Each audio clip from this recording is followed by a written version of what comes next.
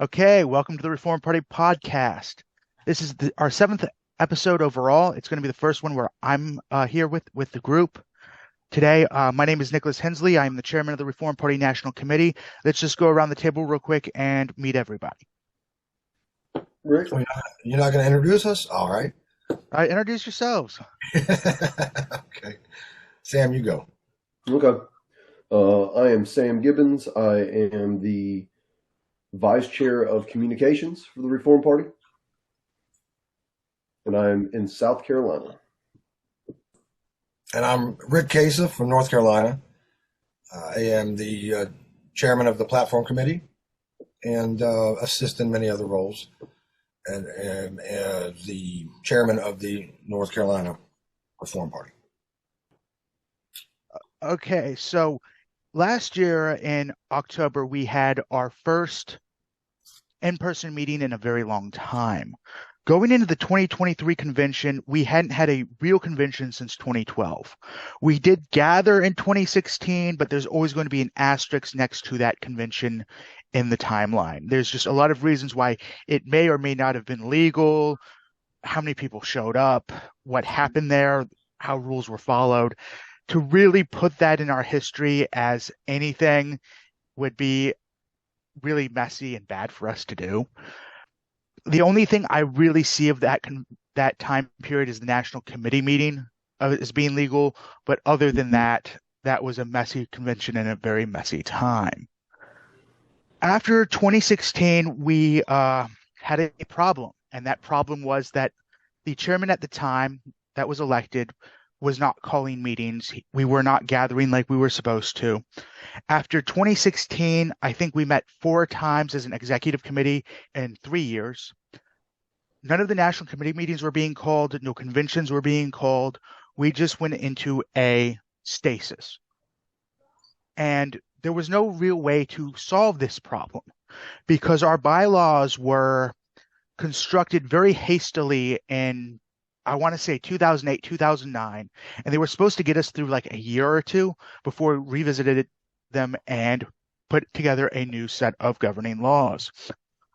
But that never happened. We had a lot of older people who were like, yeah, that's the way we've been doing this for so long, that they didn't want to change things and they didn't want to change the organization.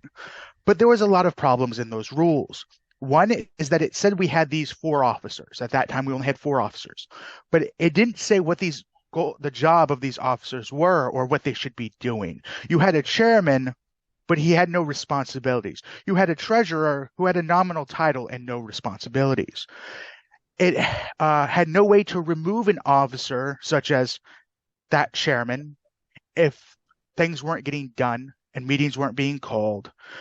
There was no way to remove an officer, even if he did something very, very nefarious or illegal. Officers had been removed in the past, but it was a very complicated thing using Robert's rules and a bunch of parliamentary stuff, and it made no sense. And we had to come to the conclusion at that time, between Lee Paulette, David Collison, myself, and the other members, that we were just going to let him serve his term, and that was going to be less dangerous. We also had a problem where the Reform Party had a lot of infighting going up into that, and we just were not in a mental space or emotional space to have another big fight like that, because that would have ended up in the courts and everything else. So we let that slate of officers and regional reps serve their terms, and then we voted them out in mass and switched over 80% of the executive committee in 2020. Yeah, I think it was 2020, the 2020 National Committee meeting and convention. We voted out everybody in mass. Yes. And it was a bloodbath. And there's a lot of people left the party. Some of that was good. Some of those personalities were not good in here, and they were causing a lot of problems. And I don't condone kicking people out, but sometimes you just have to do it. So going into 2021, the reason I was elected chairman was I was the secretary for 6 years, and I was one of the 2 people on the XCOM that could be relied upon. And I knew all of the problems in the bylaws. I knew where to start and what we needed to do to build this organization successful. I am not a great charismatic chairman. I know that. I'm autistic. I come off as arrogant a lot. Um, I'm not good in front of a camera or behind a microphone, as a lot of people have seen and told. But I'm really good at the administrative part of running a party, as I've been told. So the first thing we needed to do was going into the 2023 convention was scrap the bylaws in their entirety and start again. The first thing we did was we decided that the National Committee would meet twice a year at the end of the year. The first one would be to elect new officers, and that National Committee meeting needed to be on a certain date, and that it would meet on that date every year, whether it was called or not by a chairman or not. And that if the chairman and the executive committee was not going to put together the National Committee meeting, the National Committee could put that meeting together itself without them. So that happens the Saturday after elections. So elections are on a Tuesday. We meet the next Saturday to do a post-mortem and decide what changes we need to make as an organization. The second thing we did is we created 5 officers instead of 4. The secretary role had become a very large, mass of responsibilities that needed to be separated out into 2 roles. The secretary was doing the secretary roles and what is now the vice chair of communication roles, which means all of your public relations, all of your outreach. And there was just not enough time in the day. I did it for 6 years. It took over my life. So we defined all of those roles. We put in, if someone doesn't show up for meetings for an X amount of time, it automatically counts as a resignation. If you don't show up for 3 months without following what's called a notice of absence, saying, hey, I'm going to be absent for this amount of time for this reason, you're gone. You are just automatically off the board. Your position becomes vacant, and the chair has 2 weeks to call that election and call the National Committee to order. That's because we had some officer positions that sat around vacant for years. We went in and decided that the National Committee would then have a second meeting where the National Committee was always supposed to look at the executive committee, look at the day-to-day operations, and make sure things were happening, and do an audit every year, and then decide if it was good enough. But that was very subjective. It never set a measure as to what is success for the Reform Party. What goals do the executive committee need to meet this year? So every year we meet and we plan out what do we want to accomplish next year, what is a manageable set of goals, and how do we reach those goals. The other thing we did was we went in and put in some really hard ethics rules, because Reform Party officers and the Reform Party ex-com in general has been shady since the 90s. There was a lot of self-service that really needed to stop and hurt the party. So we dealt with that issue as well. And that took us a couple years to really hash out as far as ex-com National Committee. The other important thing that we did is that the Reform Party was set up in such a way that the rules acted like we still had 50 state affiliates with ballot access in 50 states. There was no way to subtract an affiliate when it dried up and there was no members left. There was no way to add an affiliate that made sense. There was no way to decide even what are the legal affiliates of the Reform Party. I mean, how do we decide what states are members of the Reform Party?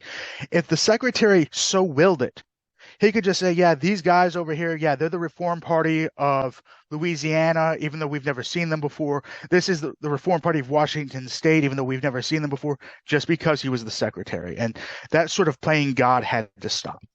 And truth be told, I did that at times. And that was really me stepping in and saying, I did this and this isn't right. So we also did that. And that was like the extent of our bylaws rebuild. And that's given us a really good foundation to rebuild the party. Does anyone else want to throw anything in on this? Well, yeah, I would just wanted to note, so in lieu of what our chairman, Nicholas Hensley, explained, this kind of highlights the need that some of us came together in 2020 to believe that we needed to tear down the previous Reform Party structure to a foundation level and start over and rebuild. That's why for 2023 it became so important to start with the bylaws, and then what we're going to be getting to here in conversation is also the platform work that we began in 2020 that came to a nice conclusion point on first level and second level relanguaging of our platform stances. It's a nice plateau to reach, although the details on our level 3 are to be announced and are being worked on.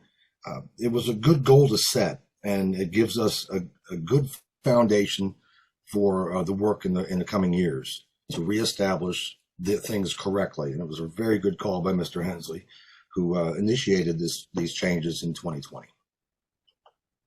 Okay. I mean, I came on 20 into like halfway through 2021 or 2022. So, a lot of this is kind of new for me in that regard, but it was nice to sit on the tail end of rewriting the new bylaws, especially whenever we started talking about officer positions, how to remove officers, really kind of laying the foundation for, like you said, rebuilding the party in this next year. So, it was an important thing to have.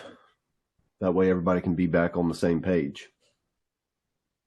Exactly. When things were brought to light and we actually realized what we were missing, it became so obvious as to what needed to be worked on, and actually have something documented within the bylaws to say this is how we need to do things, because it was so loose beforehand.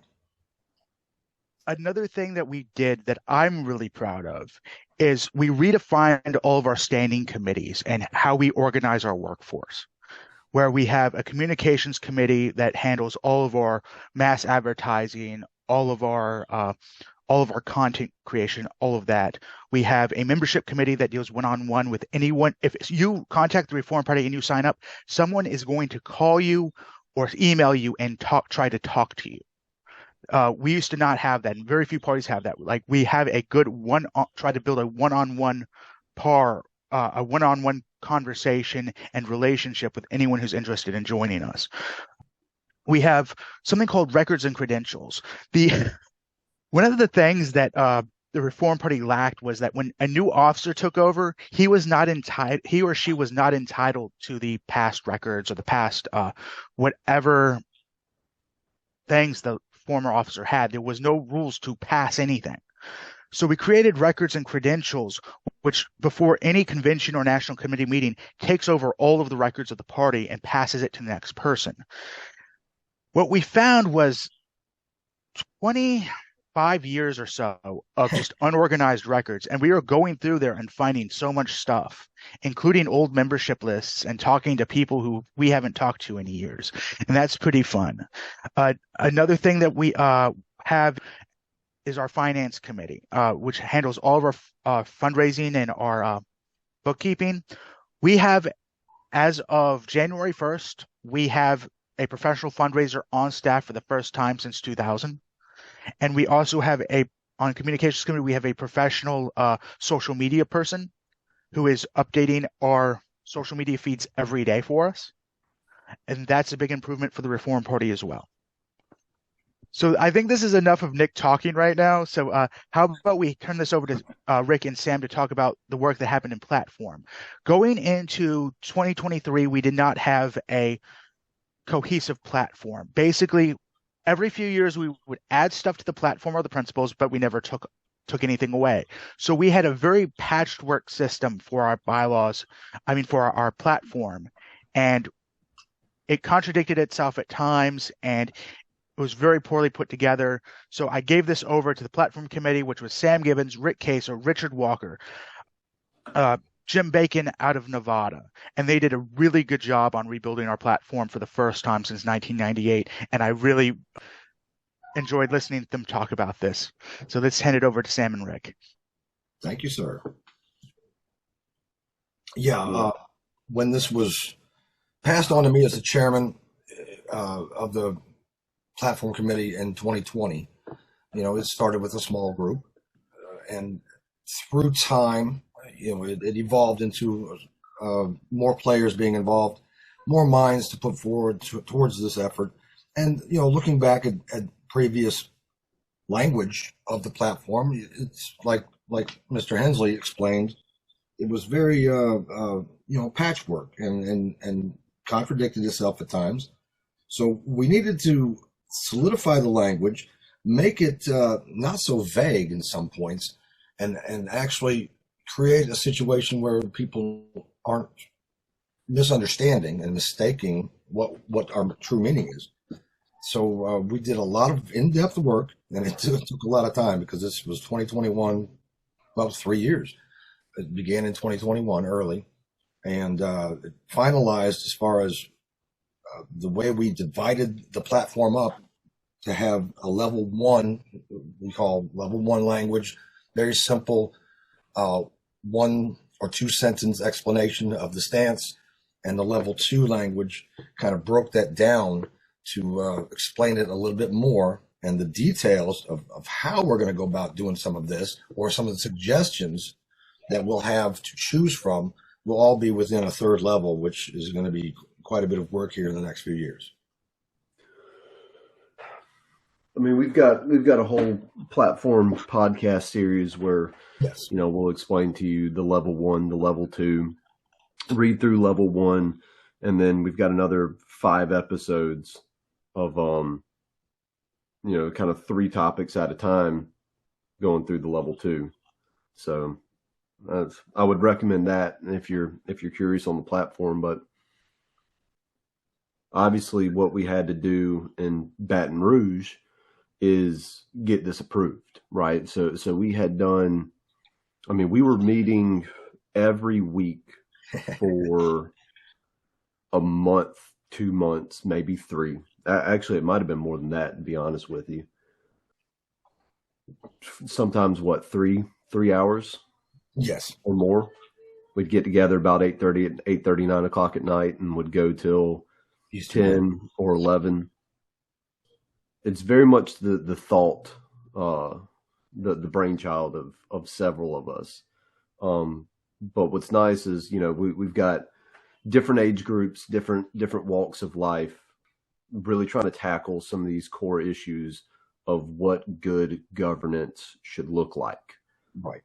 And I think that's worth noting is within that level 2, we're kind of setting, in a way, end goals, like these are the outcomes that we want to see, or these are the kind of ethical choices that we want to see.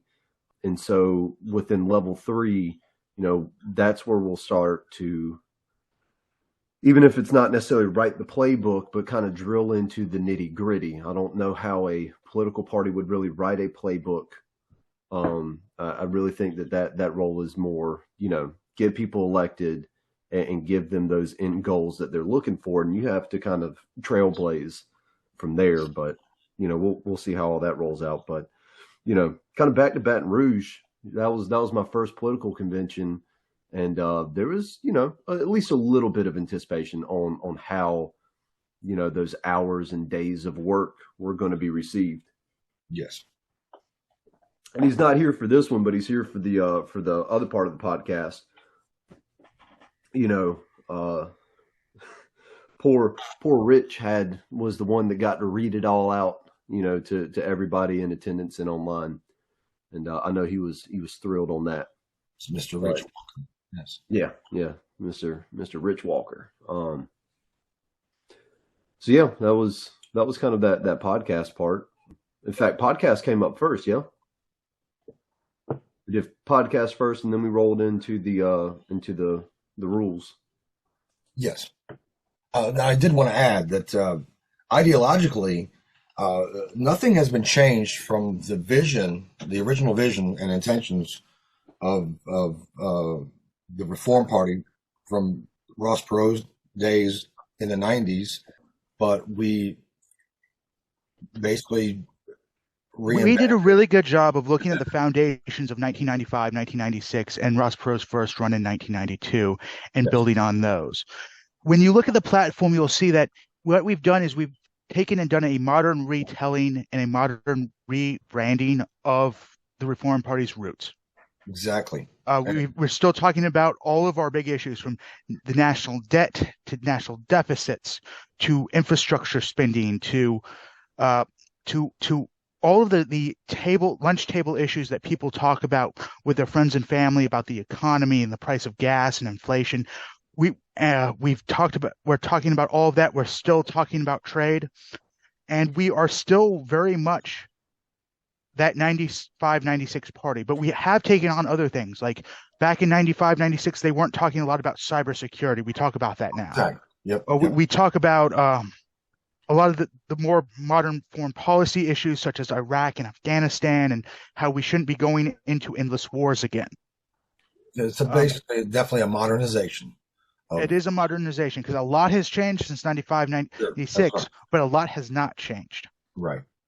And Yeah. it's kind of funny how when we sit down and we listen to presidential debates to this day, we are still hearing those same issues we heard in 92 and 95 about debts and deficits and government spending and infrastructure. And I hate to say it, hate to sound arrogant on this, but we told you so. Look at what the national debt is looking like right now. Ross was right. Ross was right, and we started talking about that in 92 and 95. Yep. I think we should just take a little segue and just sort of plug what we need to plug here. If you wanted, the Reform Party is a moderate centrist party founded in 1995 by followers of Ross Perot. We believe in a moderate economic and fiscal policy. We don't really take a stance on a lot of the social issues, but we've starting to change and evolve on that issue. But for the most part, we kind of leave social issues and manufactured issues alone. If you want to learn more about the Reform Party, you can do so by checking us out at www.reformparty.org. You can join us there if you want to sign up for our newsletter or join us as a volunteer. You can email us at info@reformparty.org. And if you would like to send a small donation, the Reform Party's donor base is mostly small donors that most of our donations are $20 or less, or they come from our core group of officers and members. We don't take any money from PACs. I think the largest donation we've gotten in the last 10 years was $500. So just small donations really help us. Also, we are in the midst of trying to get our public funding back. So we have to raise $3 million from small donors in a very odd way that seems more like a game than anything logical. So small donations are the pinnacle of getting that $3 million back. Yes, and even though, in lieu of what Mr. Hensley spoke on, as far as donations being small, maybe Mr. Hensley, you can tell us about how donations have gone for the party recently as opposed to the previous 10 years. Our donations since 2020, when I took over as chair, and I don't want to take all of the credit for this. I don't want to just start beating my chest and saying how great Nick is. I'm not that kind of politico. But with Lee, Paulette, David Collison, myself, Rick and Sam, and a bunch of other people. Sean Storm was with us as an officer for a while. Jennifer Dustuff was with us as an officer for a while. We've done very, very well. We've raised more money in the last 3 years than we've raised at any time since 2000. Yes. So 2001. Okay. And like that really bad period between 2016 and 2020, we've raised like 8 or 9 times what that last board has raised. And I'm only 3 years into this tenure here. So we're looking really good, and we are on the way up. And let's just talk about how many core members that we have now. We have probably quadrupled the number of volunteers and workers that we have in the party since 2020. Doesn't mean that there isn't anything for new folks to do. So, like Nick suggested, please come join us. Yes, please come join us. Our biggest issue is an issue in manpower. Yes. Our growth is going to be dependent on how many volunteers we have and how much manpower we can get. People keep saying, you guys need to do this. You guys need to do this. We would be happy to do those things, but we need the active membership to support it. And as chairman of the platform committee, I can attest to many of these platform stances directly affect an individual with their personal life. And if these things resonate, please go to the website and review or go see, listen to our podcast on the platform. And if these things resonate with you, please consider donating to the cause. Even if it's $5, everything helps. All details matter. Let's talk about Baton Rouge. Yeah, I mean, Gotta give a shout out to Baton Rouge. Baton Rouge is one heck of a city. I really love that city. Our main accommodation was the hotel right next to the river, and that staff at the Hilton hotel was absolutely amazing. Awesome. From the manager to the bellhops to the reception desk, we had no need for anything because they were just so on par, and we kind of had a nice turnout, and they were able to accommodate us very, very well. And I had a very nice room that overlooked the city, and it was just a really amazing view. Mr. Hensley, did you get a river view? I did not get the river view. However, Lee Paulette got the river view, and I got to go look out his window. That was an amazing view as well. Just right up there on the Mississippi, just a beautiful looking out there. Now, we also got to kind of meander about the city after the convention. I'd have to say, all of us enjoyed the camaraderie of our group and enjoyed the highlights of the downtown area in Baton Rouge.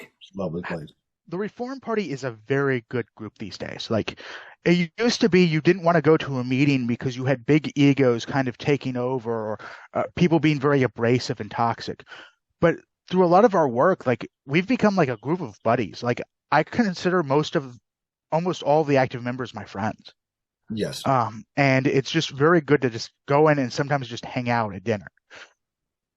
And work didn't stop after the convention. As we were in the lounge, a few hours later, and Mr. Gibbons here, got out a Post-it pad, and we started working right away, just sitting together talking.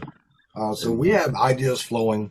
We've got a lot of great ideas, and we do need the workforce to bring some of the things to fruition, and we're going to be working on that here real soon. One thing that we are going to do, and that is on the objective sheet for this year, is a new website, because our website has been a disaster for as long as I can remember. Yeah, fixing the dumpster fire definitely is in order. Yes. Sam, you have anything else, or Nick, do you have anything else that come to our minds that should be mentioned? Are we confident enough to talk about where our next proposed convention stop is? Because it's an election year. Okay, so let's just talk about 2024 election and the Reform Party's stance on that. Every 4 years, the Reform Party's had that conversation of, should we run a presidential candidate? And this year, we decided we may or may not. Now that enough people have passed through and have gone inactive, I was against the Andre Barnett nomination in 2012. I was against Rocky De La Fuente both times because I didn't feel like nominating a presidential candidate with our limited ballot access was a good use of our resources. There you go. Yep. Basically, we were spending time on money on something that gave us absolutely no return. And in fact, in 2020, we kind of shot ourselves in the foot by nominating somebody because we had two really good local candidates. One in my home county of Wake County, which is the largest county in the state. I think we finally took Mecklenburg. She lost the at-large school board race by less than 450 votes. So focusing so much on the national effort that didn't return much as far as our ROI, we missed opportunities at a local and state level, which is why we've chosen a different strategy approach here in the upcoming years.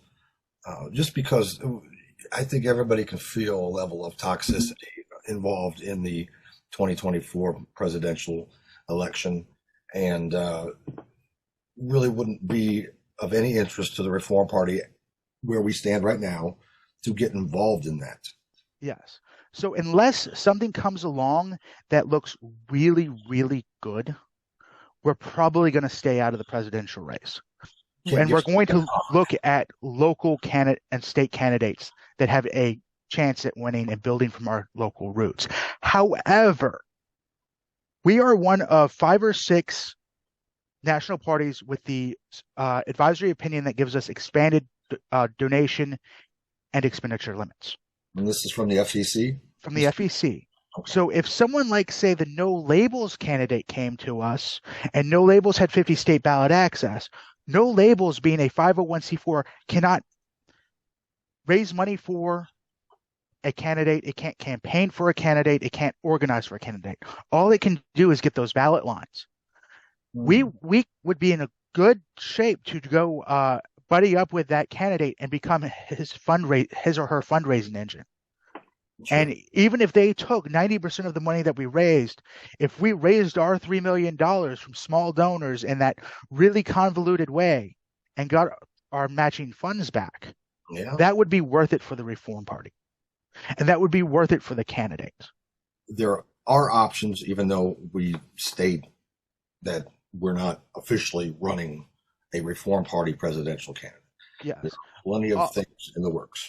Also, if there is a good candidate to come out, not saying that we would endorse this individual, but there's at least one other independent person outside of No Labels that looks like they could get really good ballot access. There's really good ballot access, and it looks like he's going to do a good job getting votes. There's going to be a conversation about endorsing that individual. I mean, collaboration with like-minded folks in other organizations is not out of the question. Is that something that we can state, Mr. Hanson? Yeah, that's not out of the question. But what we need to do is understand our limited resources and how we are using our limited resources and what gains we are getting from our limited resources. Return on investment. That is yes, important. ROI. One thing that in 2020 that I started talking about with the executive committee was adding value and doing things that added value rather than doing things that just got lost. Well, yeah, there's a tendency to get stuck inside of a philosophical echo chamber. Echo chamber, yeah, and so you don't advance. And you think you're doing something that's advancing and progressing, but it's not getting anywhere with real returns. Yes. Talking about that, Sam, why don't you talk about the communications committee and what's going on with you guys over there in advertising? Good segue. Yeah, so with the communication committee, we are, as with the call for members, we're a little bit understaffed for the expansive advertising that we're really going to need to start engaging into. With being the vice chair of communications, we are in need of a chairman of communications committee to kind of take on some of those weekly operational roles so that, somebody can focus on the tactical and somebody can focus on the strategic. And so on the strategic side, we need to build out membership, not just within the national committee, but within state committees. So, outreach with press releases to local agencies, engaging within our social media and building followers there, those types of things that are going to get individuals interested and engaged with the party so that we can get them connected with resources and vetted and on their way to become state affiliate so that we can start working on ballot access. That's the strategic objective that I have for the year. On the tactical side, right, like on that kind of week-to-week operation, you have engaging with, various forms of social media. Each social media outlet kind of has its own personality to it. And so, finding the right manager for that. I mean, we do have a content creator and she creates great content. but it's not necessarily within her scope of work to respond, to comments made on that. So that's kind of where communications is we need some more staff to start being able to tackle the multifaceted role that it is. Out of the staff members that we really desperately need as far as volunteers is we need at least one good graphic designer and one good web designer. And that would really round out that team. And if anyone out there is interested that knows web design or graphic design, I got my start on the communications committee originally, and it gave me a great foundation of political knowledge to come in and chair a party. And if I had never served on the communications committee before, I never would have been able to chair this party and do as well as we've done. To wrap this up, I don't plan these things out. I just talk, Rick. Well, I mean, I'm a politician. I just talk and hope I hit some talking points along the way and sound good. Well, maybe once more we can talk about the website. Okay, so let's just go back over what I talked about before, as far as if you want to join the Reform Party and get involved, check us out or learn more. Check us out at www.reformparty.org. Email us at info@reformparty.org. I will get that email if you email that, and I will personally respond to you if you email us.